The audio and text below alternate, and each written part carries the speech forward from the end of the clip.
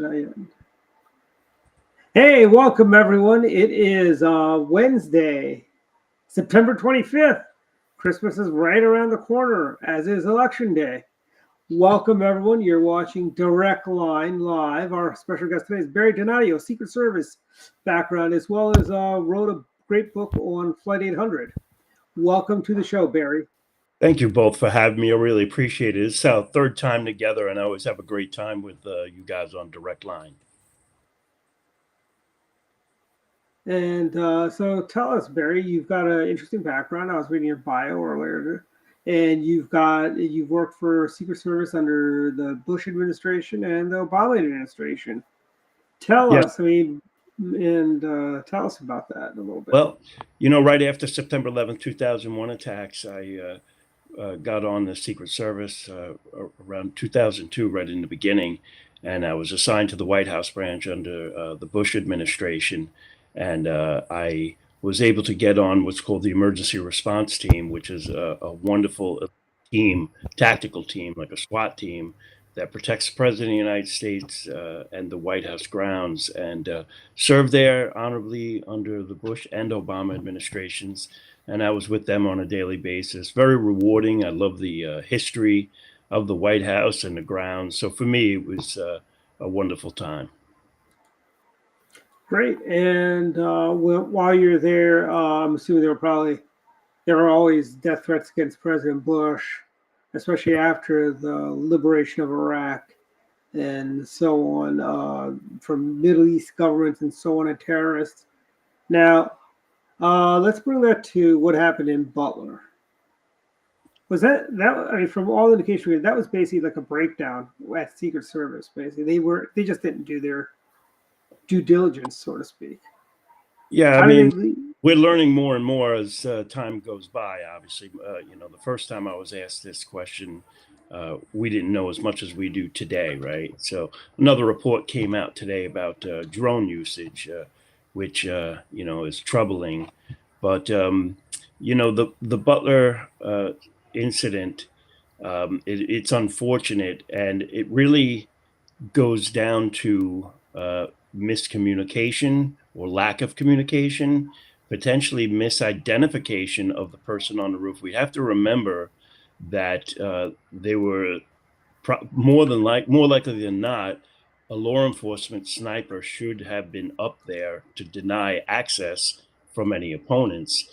So I understand why there could have been a delay in addressing him originally, because he may have been thought of as a police sniper originally, or at least the first initial seconds. But this whole thing was a series of events, in my opinion, that just unfortunate. It happened so fast, and the ball got rolling, and it got ahead of the Secret Service and law enforcement.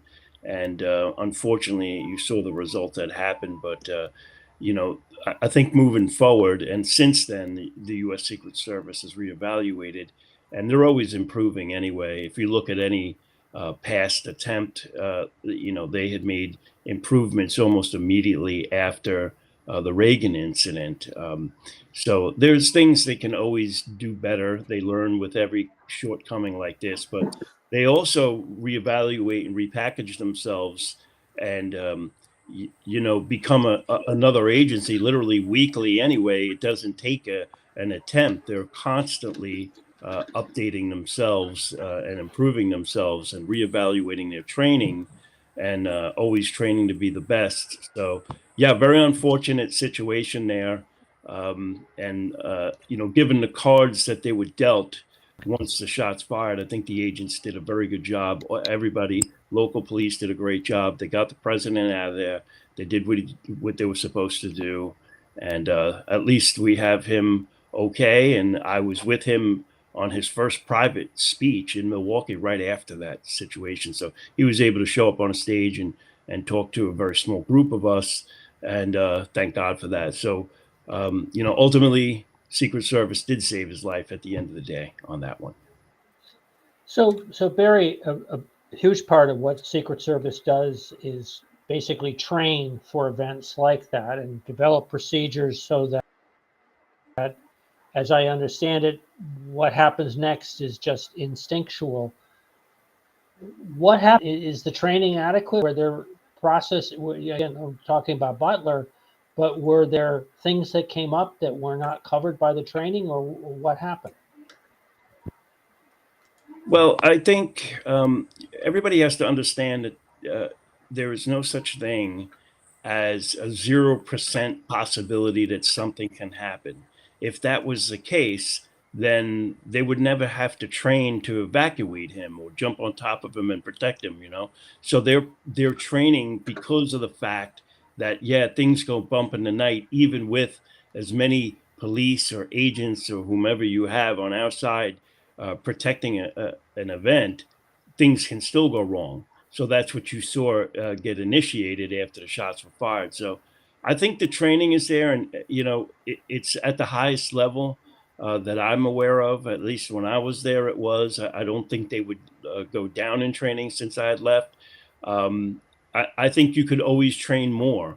Our special forces or our Navy SEALs, their bread and butter is really in their training. They train and do nothing but training and until they're using it for real world. And the Secret Service is a lot like that, but there is a small number of them. They are not a big agency. They never have been a big agency, and it's always been a crunch for manpower. Even since they were created in 1865, there was always a crunch for manpower. When I was there, it's just they're so specialized. They're so highly trained. When they're not working, they're training. So they're literally requalifying on their pistols at least once a month. Maybe in some units, they're even doing more. There's no other police agency that's training that much. There's all sorts of other training, hand-to-hand fighting, medical. Uh, part of my job, I was even an emergency medical technician on the emergency response team. So that's a whole other dynamic of medical training to, assist a protectee or team members. So, yeah, I mean, you could always do more training, but remember, with training, you're taking people off the calendar, off the schedule, less guys to cover an event or the White House, and now you're now stuck with another manpower shortage. So I think ultimately what we are going to see, if somebody asked me, yeah, go ahead. Did I miss you? Okay, so No, if somebody asks me, and I'm at a round table over there at Secret Service headquarters, I would tell them, look, you're going to need about 4 times more the people that you have today. Okay, because Congress voted 405-0 as far as counting presidential candidates to have the same exact coverage as the president leading up to elections. It's a good move. I think it's a good move forward. I want the same level of protection for former President Trump. I also want it for Kamala Harris, Vice President Kamala Harris, and Joe Biden. I think that's a good step forward, a good way to preserve democracy. I don't want any of the candidates hurt, and voters have a right to decide uninfluenced by violence, in my opinion.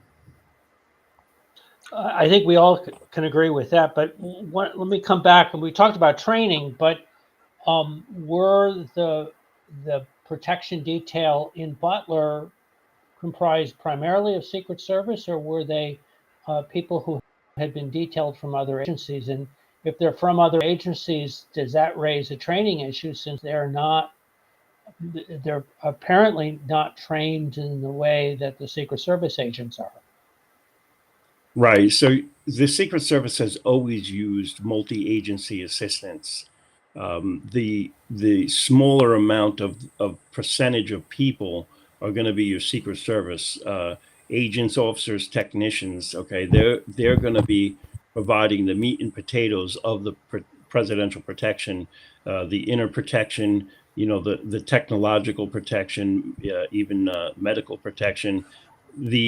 It starts to go to the local forces and even military forces. Like if we're on a military base, the military police would be.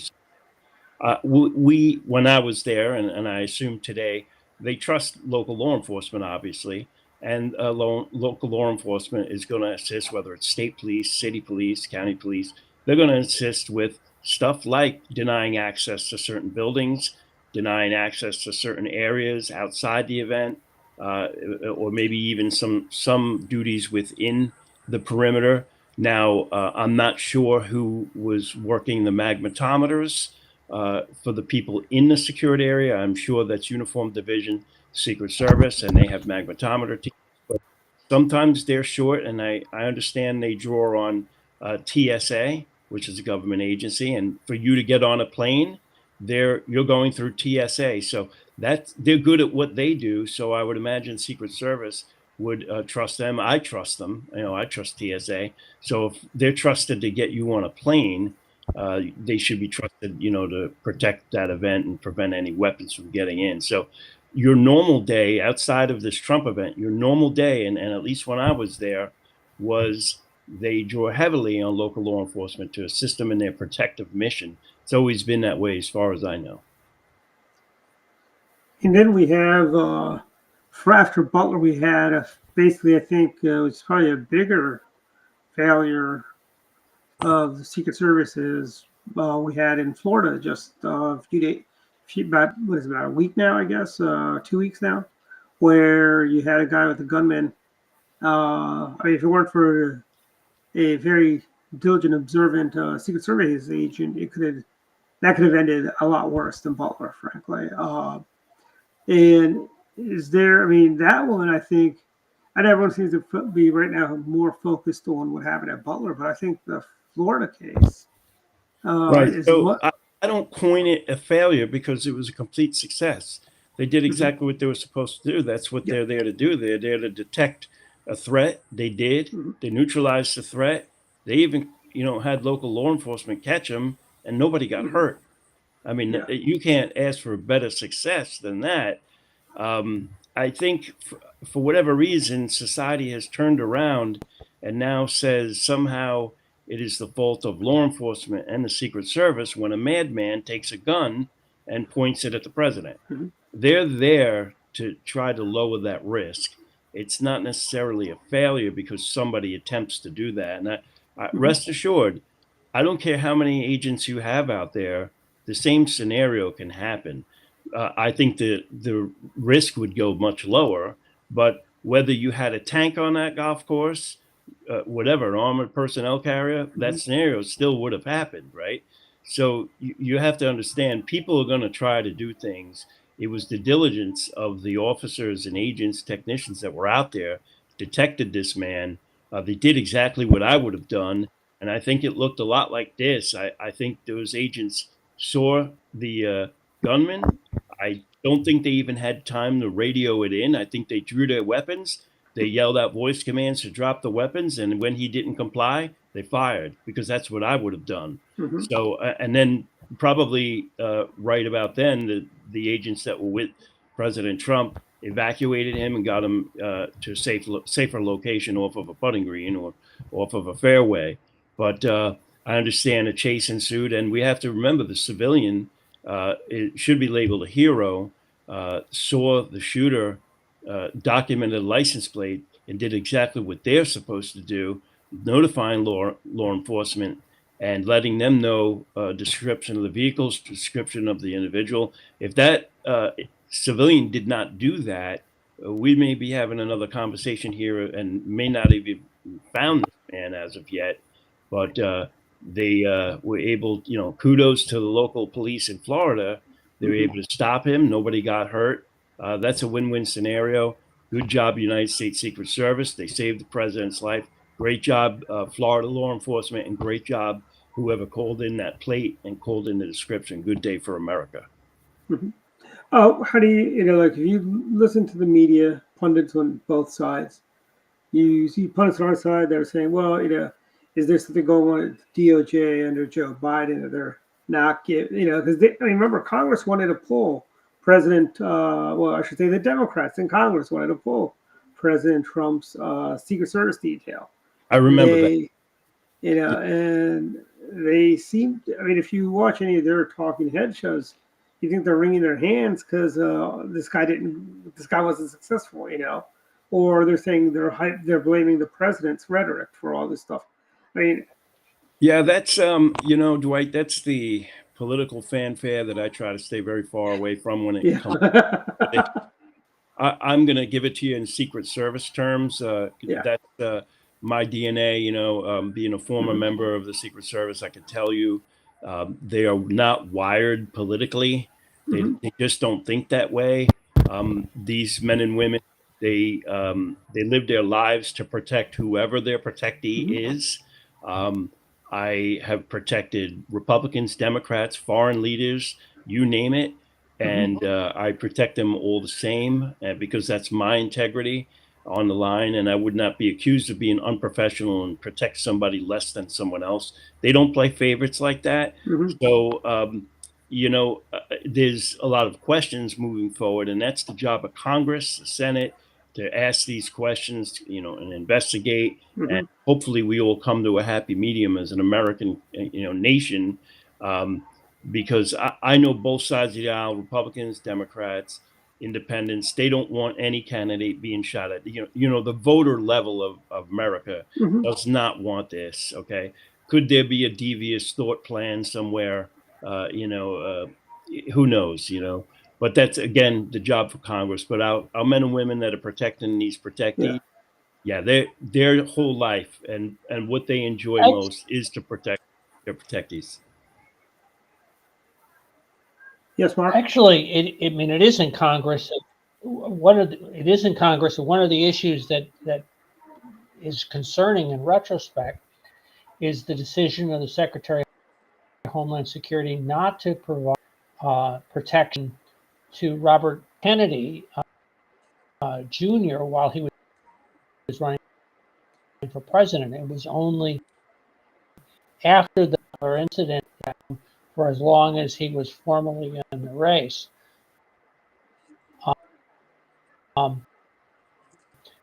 I can. But again, that was always Homeland Security not to. So I can explain that. And my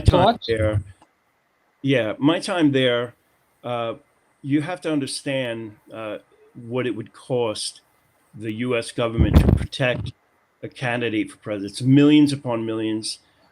You can spend $1 million in a weekend protecting a presidential candidate. The government is selective with its money because it's accountable to the people of the United States, the Congress, the Senate. So it doesn't have a blank paycheck and deciding who it's going to pick to protect. Now, at least the way it was, the rule was with when I was there was if you won a primary in the presidential election, that's your Secret Service protection. Now, there could be other things that could prompt that, perhaps, and I'm not sure if those rules are in effect, but I can tell you, you have to win a primary for president of the United States. Now, the thing with Mr. Kennedy, and who I admire, I think he's a good man, and but he's not winning a primary. He's not. The government's going to look at this and say, okay, does he have a viable chance of being president of the United States? A lot of people may like him. 1 million people may like him very much, but is he getting the votes that he needs to even be a potential president? Now, we know Kamala Harris has that, and we know Donald Trump has that.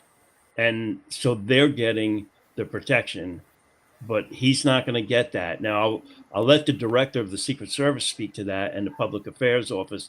You could always, contact them. They can give you maybe a better answer than me. I'm not necessarily their mouthpiece, but I will tell you that's the rule it was when I was there. So it's not something that they said, well, at least I don't think it is, that, hey, we don't like Mr. Kennedy, so we're not going to give him Secret Service protection. Now, I understand that, at least I've heard reported in the news, I don't know if it's 100% accurate, that the president offered Secret Service protection. I'm not sure that was after the Butler incident. I thought it was even before that. And I think it was maybe just a gesture on the part of President Joe Biden. It was until it was not.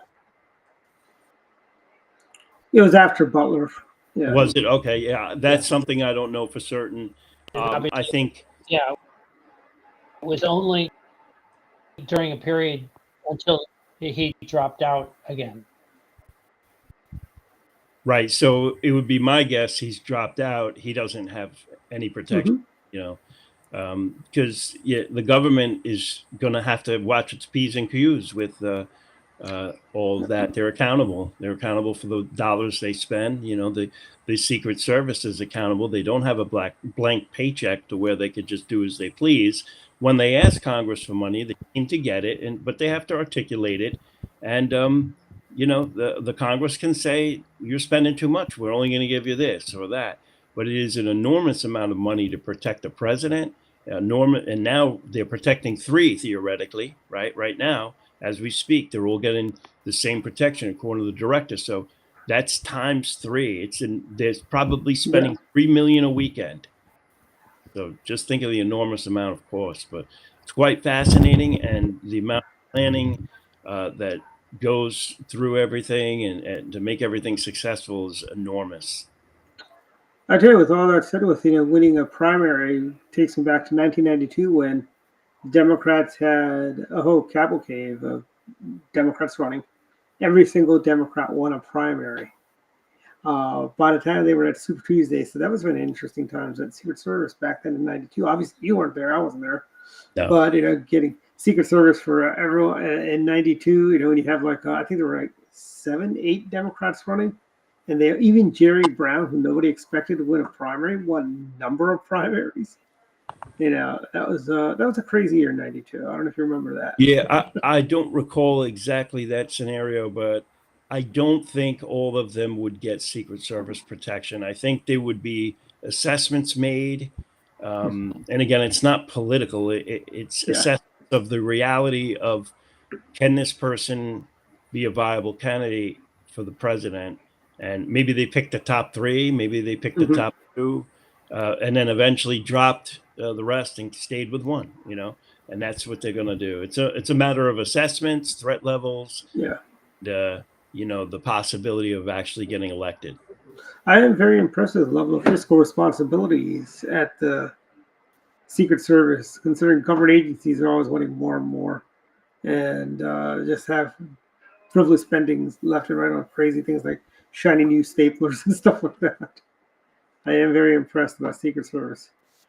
Yeah, it is an impressive agency, and going into the history, I've dug deep into the original documents in 1865 when they first started operations, and very interesting. They were called the Secret Service Division. They were assigned to the Solicitor's Office of the U.S. Treasury. You could not get that job unless you had a heavy duty reference. And I'm talking like the Undersecretary of Treasury, a Supreme Court Justice, the Secretary of Treasury himself, the president, or you just simply were not getting that job. And good luck with that. These were super secret agents that really, their only job was to find and detect fake money factories, anybody that was making counterfeit dollars. It was a tremendous epidemic. It could have cost us the Civil War. So they needed to create this organization of people that they trusted. And they were hand-selected people. They went out to all the cities in the United States, and they were detecting counterfeit money schemes and making arrests. So, and we heard just a couple of days ago that the Iranian government. So did you want to go, Mark, with a question? What is the distribution between the protection detail?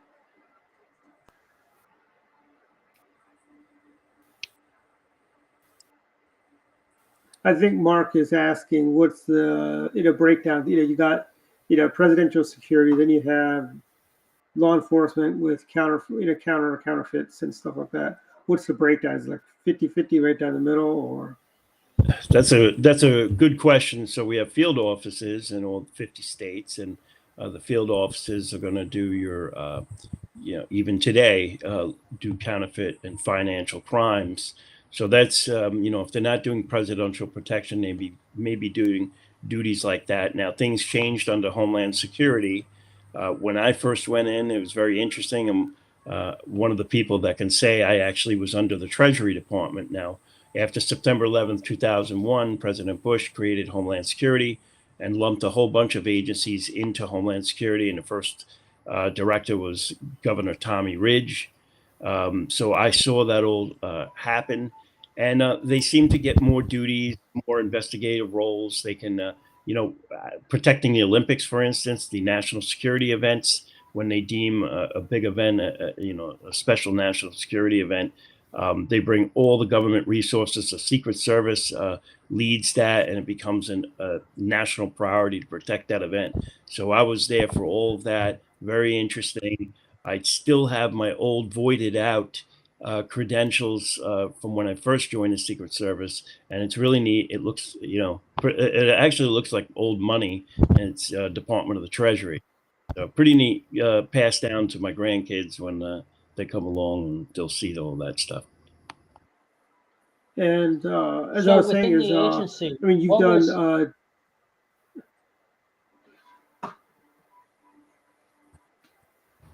Yeah, Mark. He's cutting out a little bit. yeah, I was Yeah. Just Well, make you repeat that for me. Yeah, I was going to say within the agency, how is the difference between going from Homeland Security, rather going from Treasury to Homeland Security? Does it change the culture of the agency? I think it's a really, really good question. And me personally, when I heard it was going to occur, I think me and maybe many others were kind of excited by that. Thought there would be maybe more duties, things would be expanded, and it was, but not necessarily right away. But I think it kind of, the Secret Service itself kind of lost a little bit of its shiny, polished secretness and, gee whiz type thing. They were very well protected from bureaucracy over at the Treasury building. They were uh, managed only by Treasury, really. That was their oversight. So they were kind of protected from the government bureaucracy.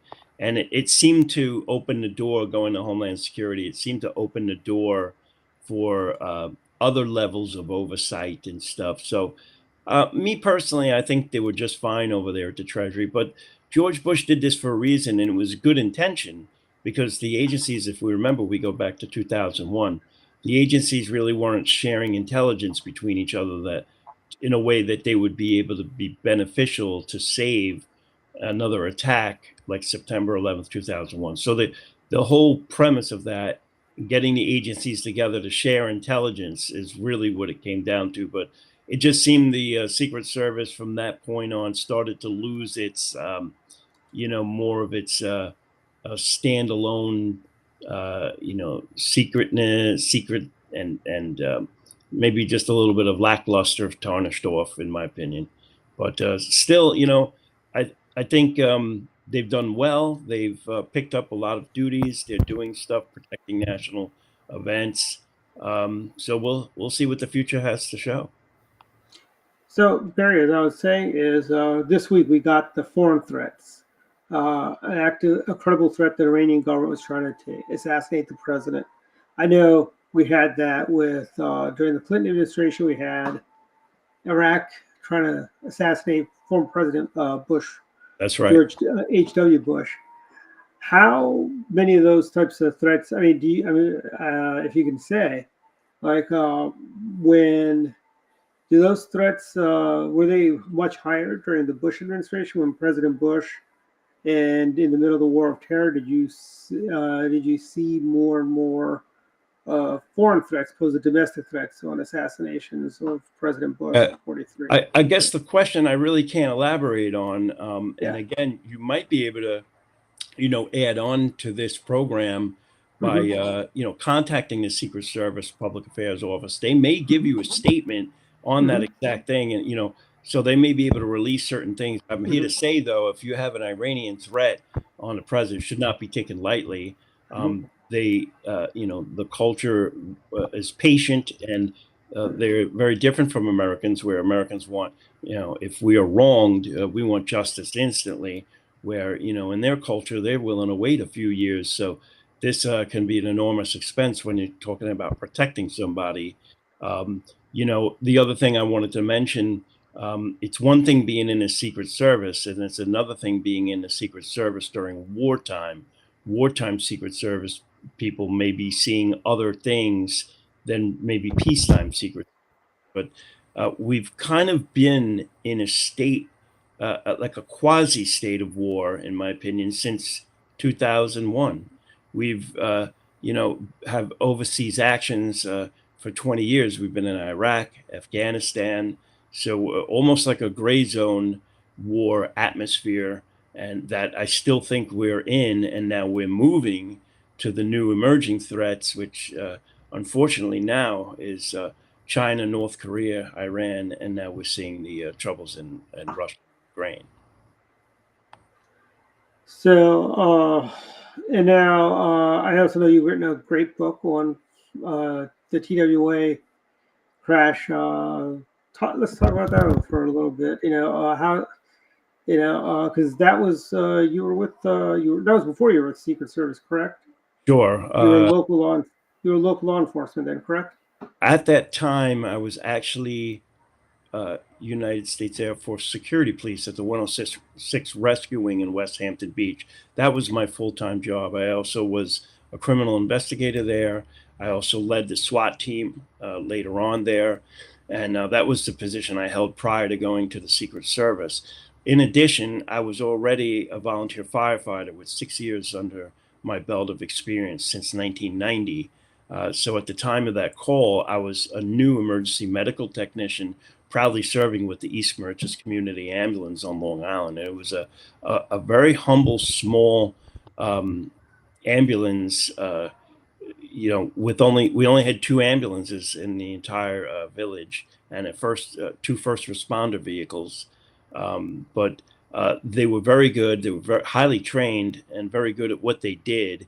What can I say? The night of that crash, the first initial calls were a plane crash, and we had pagers.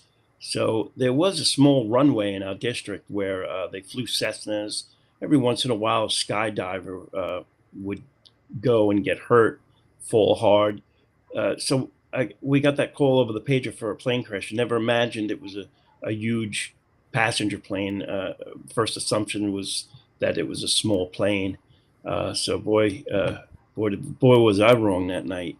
So, which led into responding to the Coast Guard station, East Merchants Coast Guard station, which was a staging area to receive what we initially thought would be survivors that unfortunately never came. Very, very sad.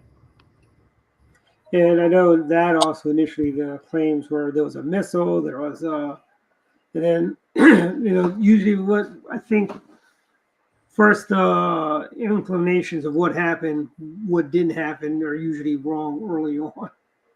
Is what because everyone's talking missile or a bomb, and that's pretty much. I mean, that was what you go to usually because it was that was not too far off from other terrorist events that happened around that same time that year.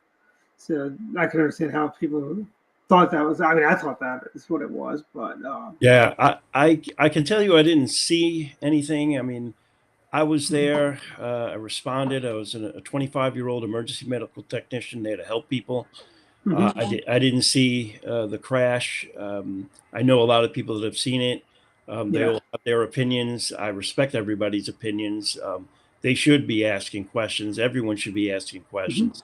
My whole reason for releasing what I observed that night was to give comfort to the families that, maybe through my fair and impartial testimony and not siding with anybody on why the plane crashed, and just being that calm, level-headed person and say, okay, I was there. This is what I saw. It's in writing. And maybe the families can piece together their own opinion.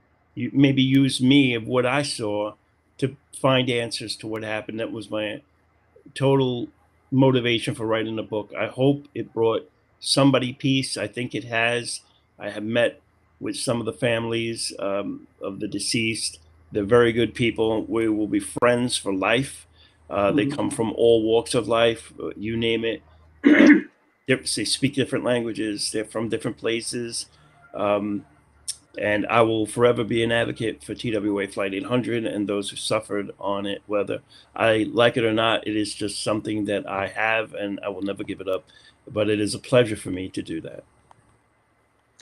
And also, in addition to your roles with Secret Service and security, you're also very active with the Republican Party, and you were in Milwaukee. Just give us and that was your first convention, correct? That was my first convention. Tell us what you thought. Well, I ran for alternate delegate in the first congressional district of Maryland. I received 50,000 votes. I pledged my vote to President Donald Trump. So, needless to say, I won the election, and we went to Milwaukee. Milwaukee was an absolutely beautiful city. I had no idea. Everybody drives nice. There's no aggressive drivers like where I'm from. So I was very happy to see that. But the people on the streets were so nice. I spent that whole time telling random strangers, and they probably thought I was crazy, but I was going to random strangers telling them how beautiful this city was, how nice everybody was. So that was the first thing. Very pleasing to see that. And everybody was equally, just happy to hear that. Very thankful that I told them that. The convention itself was amazing. It was like high energy, high voltage. It was a political event mixed with, it was very Christian. It was a very Christian event, and it was like the best rock concert I've ever seen, all mixed up in one.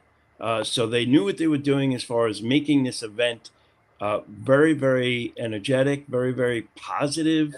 I had a great time. I had a great time meeting a lot of other delegates. I met tons of people, and we'll stay in contact with all the people that I met. And it's a small world, but I'm proud that I was there. It was a life-changing event, at least for me. I recommend anybody that's thinking of doing that next cycle, give that a try and do it. It was great. It was a wonderful thing to do. Very true, very true. And in addition, we're coming to the end of the show. Where can people buy your book? So Is it available? I have 7 books actually. That's just Oh, I'll start with the Flight yeah. 800. I got 7, and I can tell everybody listening it is very, very exhausting to write a book. It takes a lot of concentration and quiet time, that's for sure. But you can find all my books on Amazon mostly. They're on sale global. So if you just do an internet search for me, or even the name of the book, TWA Flight 800 First Responder Witness Account, it is all up there. There's other stories in that book. The whole account of the TWA Flight 800 incident. It's not very much in that book. I had to add a lot of other stuff, meat and potatoes of the book, stuff I've responded to before and after. So it also covers a lot of stuff that I've seen as a volunteer fireman and a volunteer EMT as well. Excellent. Mark, any questions? Well, we really appreciate having you come on, Barry. I've been to enough events where you've provided security, and I appreciate your attentiveness and your scrutiny of kind of sizing up situations. And it's always been a joy to watch you in action. So thank you for that aspect of what you do as well. It's an honor. I serve as a sergeant at arms in the Maryland Republican Party. It has been a highlight of my life to do that. There is not many people that can say they've done it. I've approached it very seriously, and I really treat each and every one of you as a protectee. So you're all very important to me. You're all family to me at this point. We've all known each other now for many years. So thank you for the friendship and love you guys have given me. All of the Maryland Republican Party, yourselves, you've been very kind, and I really appreciate it. And one last thought is, I'd like to personally invite you to our Montgomery County Republican Club's event on October 10th. We've got a club members. It's open to club members. It's open to, and you can join the club. It's a free event for club members, and we are featuring the governor from Wisconsin, Governor Scott Walker, who's now president of Young America's Foundation. and that is happening on October 10th at 6:30 p.m. in Bethesda. If you go to MontgomeryCountyRepublicanClub.com, you can sign up, RSVP for it. We even have sponsorships available. Go there, sign up. It'll be a great event with Governor Walker. We're going to have, we've got limited space, so sign up today. Sign up early, don't wait. We'd hate to have to turn anyone away, and Barry, really hope you can make it. It'll be a great event, and you won't even have to do security. You'll just be there to enjoy yourself Okay. with the governor. Because I'm sure, I am almost positive Governor Walker would love to talk to you. Okay. Yeah. Definitely. Yeah. He certainly would love to hear. And are we ready he to certainly go? would love to hear what you have to say about Milwaukee. Yeah. Again, I recommend anybody, run for office. If you're interested in politics, run for office and, do your civic duty to, assist the public and be a part of the change you may seek. Exactly. Great. Thank you very much. And I guess we should all we should head over to Missoni's. Have you been to Missoni's yet? I know you're in Missoni's? Baltimore County a lot. Yeah, were you there when we had our last executive committee meeting over at Missoni's? Not me. I have not. Okay, you should definitely go. Maybe one day we'll go there. Well, send me an invite. I'll show up. Okay, great. I will, definitely. And we're on our way to Missoni's now up in Baltimore County over, and I guess it's Kingsville, I guess is the address, or Perry Hall actually is where it is. But so thank you, Barry, for being our guest tonight. Yeah, thank you both for having me. I really appreciate it. Awesome. Thanks. Good night, everyone. We'll be off next week to be at the great Frederick County GOP's Lincoln Reagan dinner with Alan West. So you'll be treated to a best of, or maybe a very special recorded episode of Direct Line.